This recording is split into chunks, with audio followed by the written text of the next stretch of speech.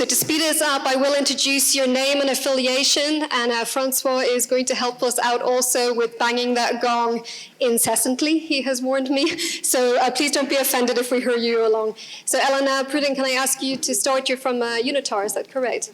Thank you. I hope you all like playing games. Here is a pitch from UNITAR.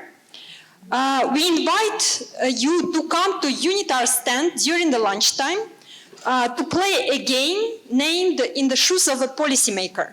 The game is a fun way to introduce a more serious training toolkit that we have developed in collaboration with several other UN and non-UN partners for use by national experts, public administration schools and universities on SDGs.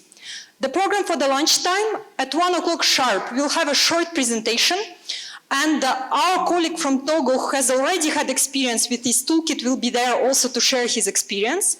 To play the game, please come anytime during the lunchtime. My colleagues Madina and Cedric, could you please stand up quickly? Thank you. Who are very much behind driving this game. They will be there and they will take you through the game and can also explain the toolkit if you are not there at 1 o'clock. Thank you. Many thanks. And Mary, is this... I'm Mary. Mary, sorry, excuse me. That's okay. So Mary's from Rutgers University. Please go ahead with your 1-minute pitch. Hello, everyone. I'm from Rutgers University. I'm a professor and director of an innovative hybrid blended program that I'm going to be talking about today. It's called Digital Communication, Information, and Media. And some of the things that are different about this program is that for over 500 students at Rutgers, they'll attend class 1 day in the classroom each week, and then the rest of the time they'll be doing digital projects which are oriented towards sustainable growth and development. And as they're doing these projects, they'll come back to the classroom and they'll check back in with their colleagues and with their classmates and their professors. And then we share all these projects on social media. And we've got some innovative ways of sharing and disseminating that work. We've also developed some policies to help that happen as safely and responsibly as possible. So I'm looking forward to discussing this with as many of you today as possible. I'll be in one of the workshop sessions on new and emerging technologies, and also around during lunch and the demo networking sessions. Thank you. Many thanks indeed, very fast. Ernst, may I ask you to take the mic, please? So Ernst is from the ETH Zurich Citizen Science Center, excuse me. Yeah, hello. So I'm also the study director at the Department of Biology, and we heard exciting examples of how online education is changing education overall. It is dramatically changing how we at universities will teach, because it's no longer just delivering content and knowledge, but it's actually applying knowledge. And we want to make sure that our students from the first semester onward realize that it's not only studying and passing exams alone, education outcomes, very important, but they're actually not only students, but change makers. And we want to instill this feeling by partnering with Geneva University and the GovLab at NYU to apply the Open 17 challenge, where students are giving challenges that come from UN organizations, and they can solve problems during their first 2 semesters at ETH Zurich. Many thanks. Solange, INGABIRE, excuse me for the bad pronunciation. Yes, so my name is Solange INGABIRE. I'm the co-founder of Geneva Action Platform.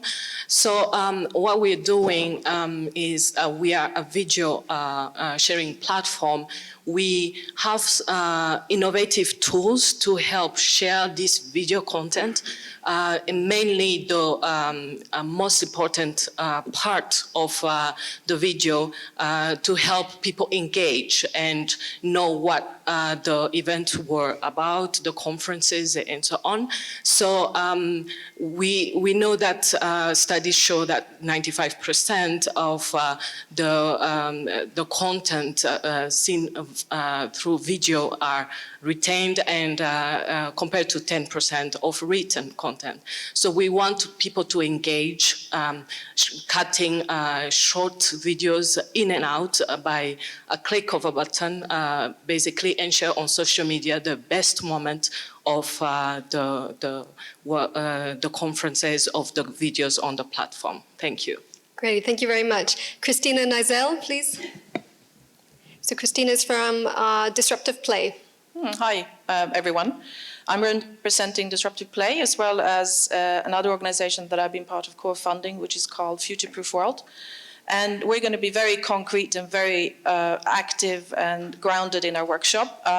We're going to introduce you to a workshop methodology called Lego Serious Play. And this method will use bricks to help you build innovative solutions to solve problems and challenges that face humanity. And the process will allow everybody to be involved. So it's a very democratic, inclusive and collaborative process that leads to a very shared outcome, we hope.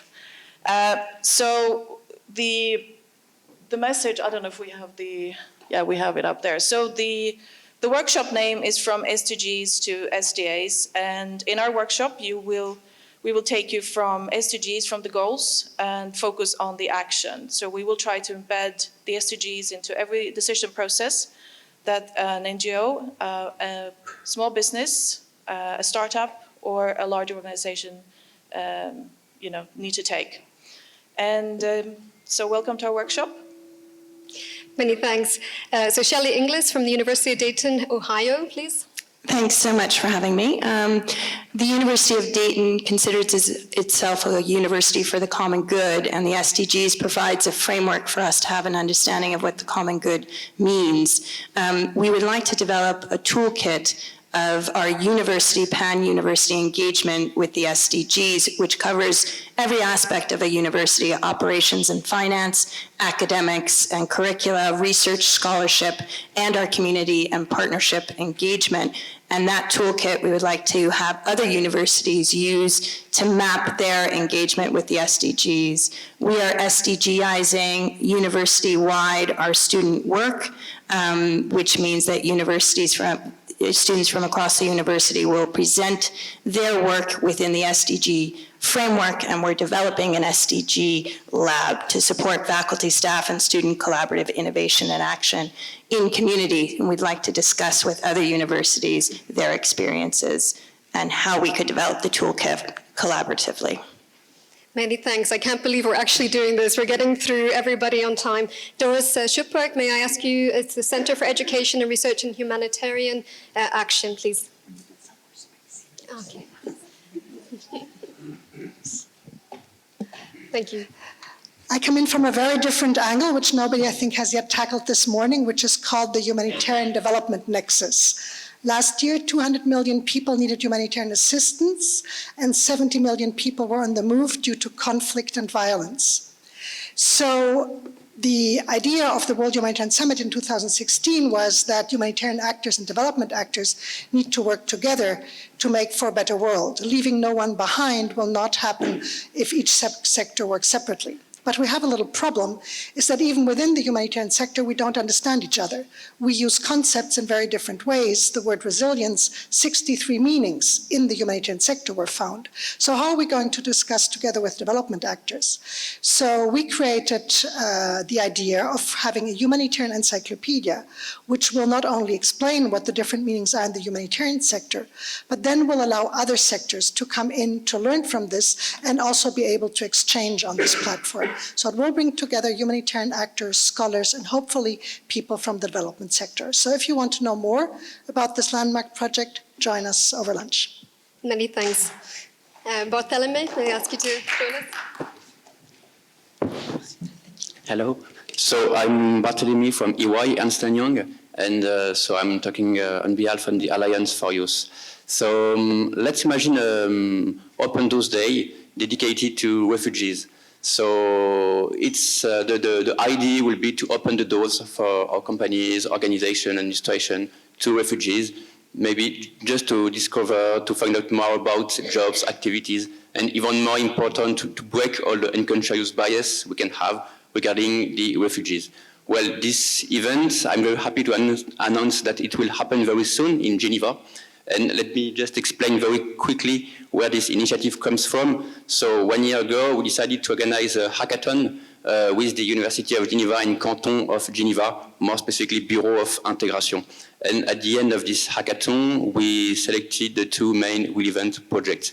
And so now we will organize the next hackathon this year in June, so very close to in the Geneva innovative space. And we'll be more than happy to have more stakeholders, so either companies or why not NGOs, in order to help and to support new initiatives to help refugees and especially to help them to get a job in Switzerland. Thank you. Many thanks. May I invite Tuli Utrayanan, excuse me for the terrible pronunciation, the European Organization for Nuclear Research. Yes. Hello, everyone.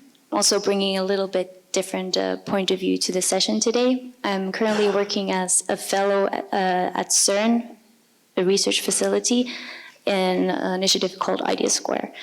And what we do there is we bring different students together from a variety of disciplines, from architecture, engineering, design, and we guide them through a process where they build prototypes together and solve society-driven challenges. And we also partner with many organizations and a variety of universities to do that.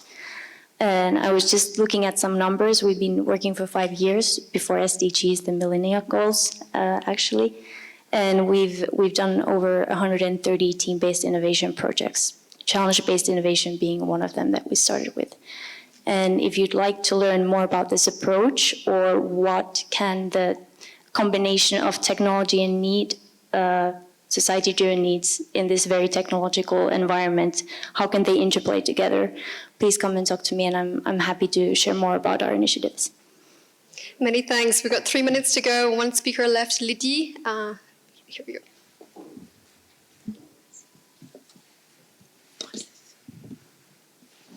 Hello everyone, I am Lydia. I am a master's student at TechFA in University of Geneva. So my project fosters SDG education and action with digital fabrication. The origin of the project is a subject of my master thesis, in which I set a course for on-service teacher called Build Your Own Educational Tool with Digital Fabrication. As a result, the teacher made a lot of creative educational tools. So I am wondering, why don't you use this creativity for SDG? So my project is, first of all, to enhance teachers' creativity by building constructionist learning object for SDG, so material for SDG education. And on the other hand, extend this project to our pupils through exploration of digital fabrication in order to work on a real local solution to SDG and to develop skill and knowledge for SDG that is developed with digital fabrication. So if you want me to explain more of this, I have a poster just out. Thank you. Thank you. Thank you so much to everybody. A big round of applause for our wonderful pitchers who were amazingly on time. Much appreciated. So you can see each and every one of these in the posters outside here in the auditorium, just outside the auditorium in the hallway. Thank you so much. François.